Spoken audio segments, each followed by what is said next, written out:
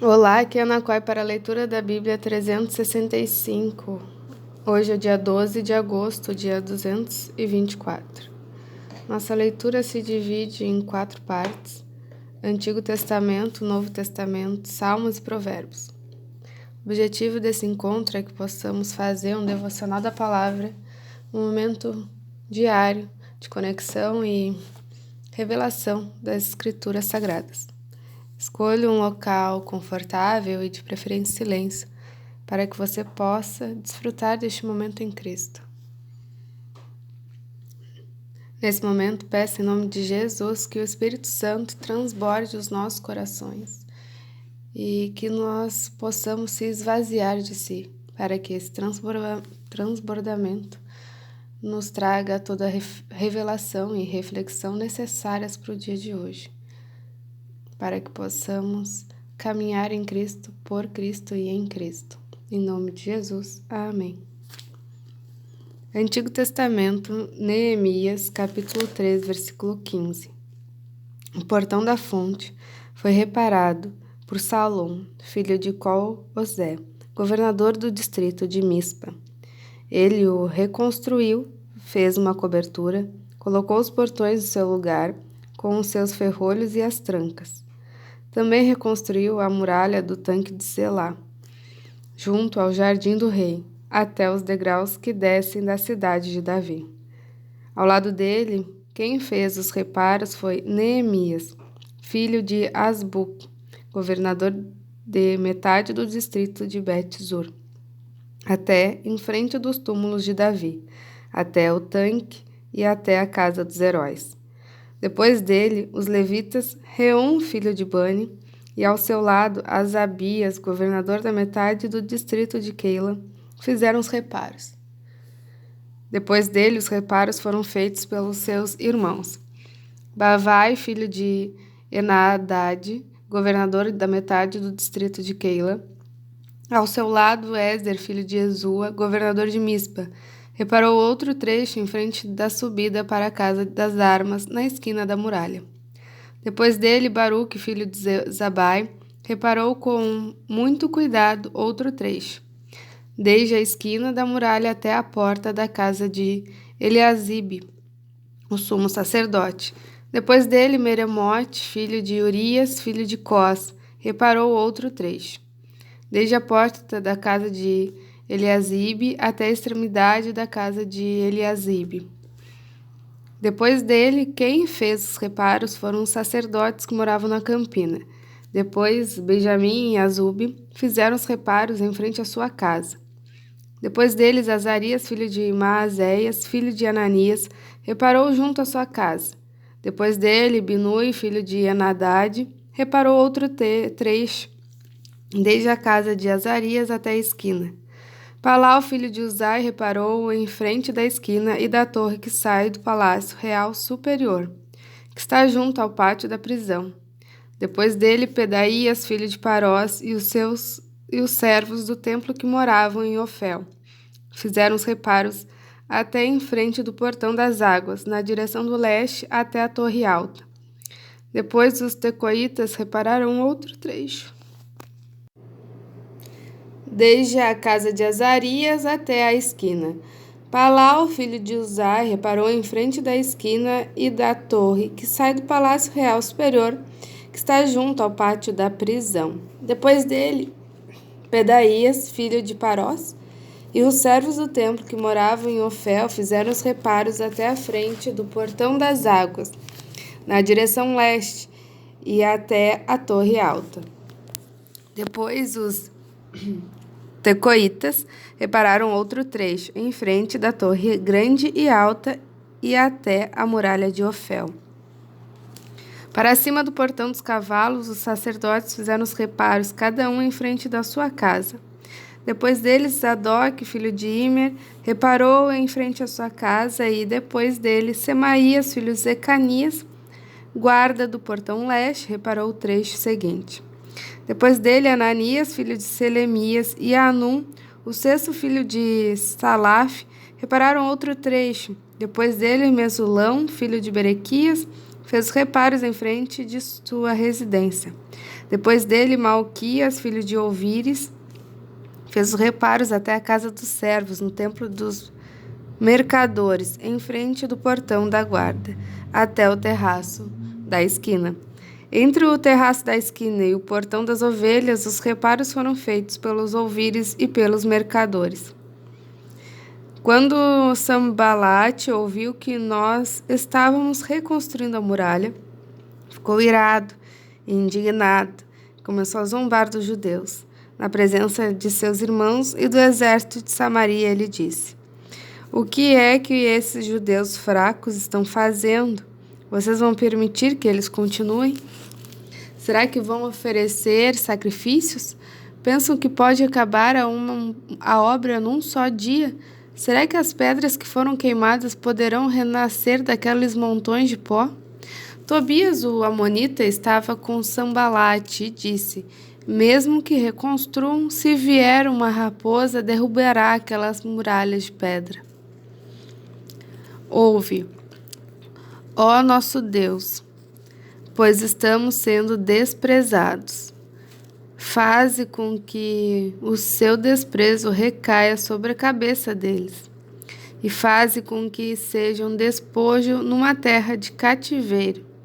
Não encumbras a sua iniquidade, e que o pecado deles não seja apagado diante de ti, pois te provocaram a ira na presença dos construtores.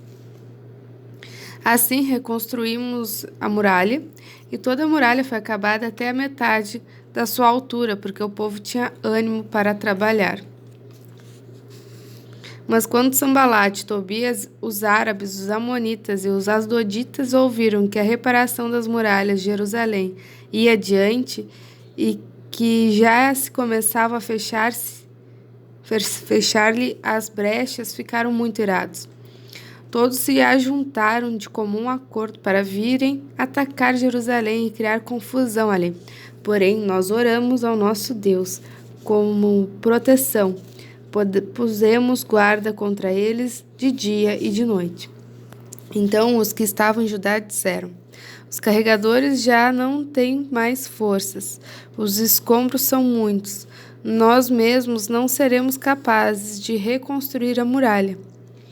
Os nossos inimigos diziam entre si: eles não ficarão sabendo nem verão nada, até que entremos no meio deles e os matemos. E assim vamos fazer com que a obra pare. Os judeus que habitavam na vizinhança deles nos disseram 10 vezes: de todos os lugares onde moram, eles nos atacarão. Então pus o povo por famílias nos lugares baixos e abertos, por detrás da muralha, com as suas espadas, lanças e seus arcos. Depois de fazer uma inspeção, levantei-me e disse aos nobres, aos magistrados e ao resto do povo: não tenham medo deles. Lembre-se do Senhor, grande e temível, e lutem pelos seus irmãos, seus filhos, suas filhas mulheres e pela casa de vocês. Quando os nossos inimigos ouviram que nós já sabíamos disso e que Deus tinha frustrado o plano deles, voltamos todos nós para a muralha, cada um a sua obra. Aquele dia em diante, metade dos meus homens trabalhava na obra e a outra metade empunhava lanças, escudos, arcos e couraças. E os chefes estavam por trás de toda a casa de Judá, que reconstruía a muralha. Os carregadores, que por si mesmos tomavam as cargas, cada um com uma das mãos vazias, fazia a obra e com a outra segurava a arma. Os construtores, cada um trazia a sua espada na cintura enquanto construíam. O que tocava a trombeta estava ao meu lado. Eu disse aos nobres, aos magistrados e ao resto do povo: grande e extensa é a obra, e nós estamos espalhados na muralha, longe um dos outros. No lugar em que ouvirem o som da trombeta, ali reúnam-se em volta de nós, o nosso Deus lutará por nós. Assim, trabalhávamos na obra, e metade empunhava as lanças, desde o raiar do dia até o anoitecer. Também, nesse mesmo tempo, eu disse ao povo: Cada um de vocês fique em Jerusalém com o seu servo, para que de noite nos sirvam de guarda e de dia trabalhem. Nem eu, nem os meus irmãos, nem os meus servos, nem os homens da guarda que me seguiam, tirávamos as nossas roupas, nem mesmo para dormir. Cada um se deitava com as armas à sua direita. Então se levantou grande clamor do povo e de suas mulheres contra os judeus, seus irmãos, porque havia os que diziam: somos muitos, nós, os nossos filhos e as nossas filhas. Precisamos conseguir trigo, para que possamos comer e continuar vivos.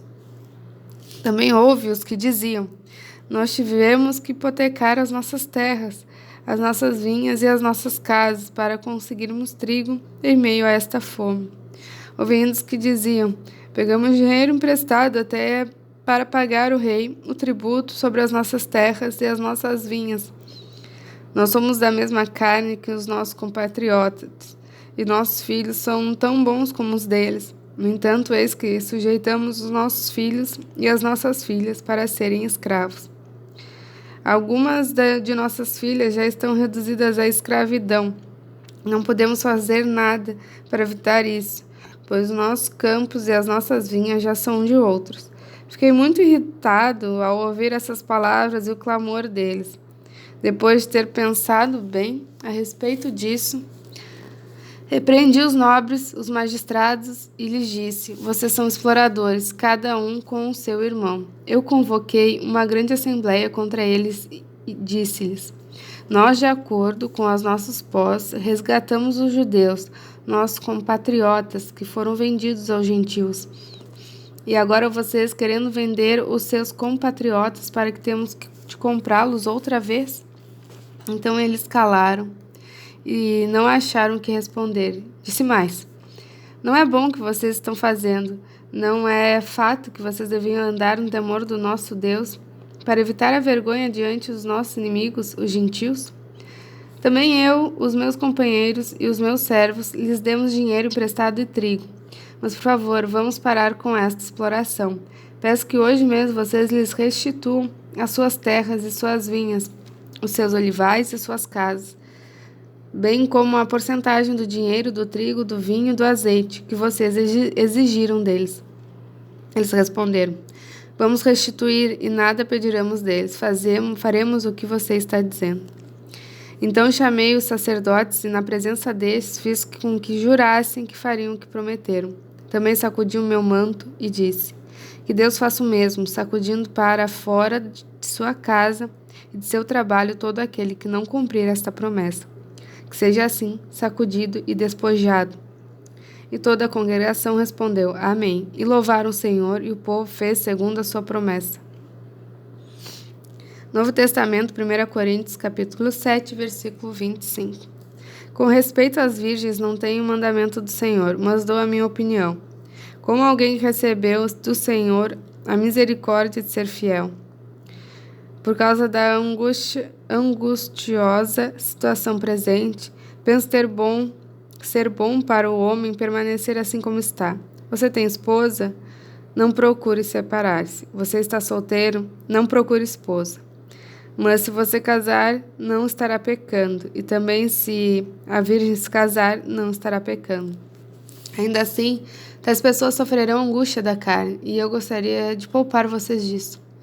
Mas isto digo, irmãos, o tempo se abrevia. Por isso, de agora em diante, não só os casados sejam como se não fossem casados, mas também os que choram como se não chorassem, os que se alegram como se não se alegrassem, os que compram como se nada possuíssem, e os que se utilizam desse mundo como se não fizessem uso dele, porque a aparência deste mundo passa. O que eu realmente quero é que vocês fiquem livres de preocupações. Que não é casado cuida das coisas do Senhor de como agrada ao Senhor. Mas o que se casou cuida das coisas do mundo e como agradar a esposa, e assim está dividido. Também a mulher, tanto a viúva como a virgem, cuida das coisas do Senhor para ser santa, assim no corpo como no espírito. Mas a mulher casada se preocupa com as coisas do mundo e como agradar o marido.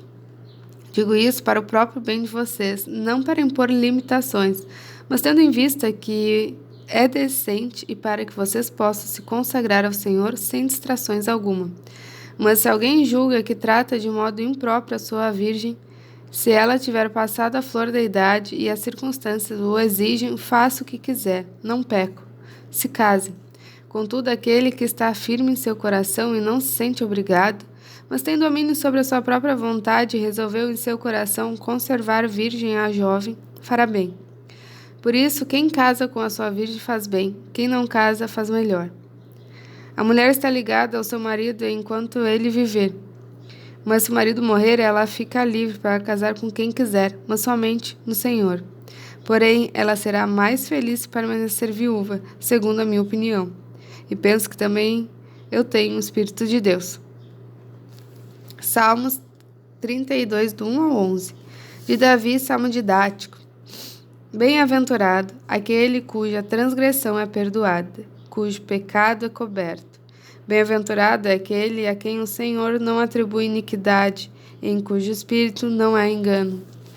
Enquanto calei os meus pecados, envelheceram os meus ossos, pelos meus constantes gemidos todo dia, porque a tua mão pesava dia e noite sobre mim. E o meu vigor secou, como no calor do verão. Confessei-te o meu pecado e a minha iniquidade, não mais ocultei. Eu disse, confessarei ao Senhor as minhas transgressões, e tu perdoaste a iniquidade do meu pecado. Sendo assim, todo o que é piedoso te fará súplicas. Em tempo de poder te encontrar, com efeito, quando transbordarem muitas águas, não o atingirão. Tu és o meu esconderijo, tu me preservas da tribulação, e me cercas de alegres cantos de livramento. Eu o instruirei e lhe ensinarei o caminho que você deve seguir. E sob as minhas vistas lhe darei conselho. Não sejam como um cavalo ou mula, que não têm entendimento, que são dominados com freios e cabrestos. Do contrário, não obedecem a você. Muitos são os sofrimentos do ímpio, mas o que confia no Senhor, a misericórdia o cercará. Alegre-se no Senhor e regozijem-se, ó justos, exultem todos vocês que são retos de coração. Provérbios 21, do 5 ao 7. Os planos de quem é esforçado conduzem à fartura, mas a pressa excessiva leva à pobreza. Fazer fortuna por meio da mentira é a vaidade e a armadilha mortal. A violência dos ímpios os leva à ruína, porque eles se recusam a praticar a justiça. Muito grata a você que acompanhou até aqui essa leitura. Que o Espírito Santo tenha trazido as revelações necessárias ou que elas venham ao longo do seu dia. Tenha um extraordinário dia. Deus te abençoe.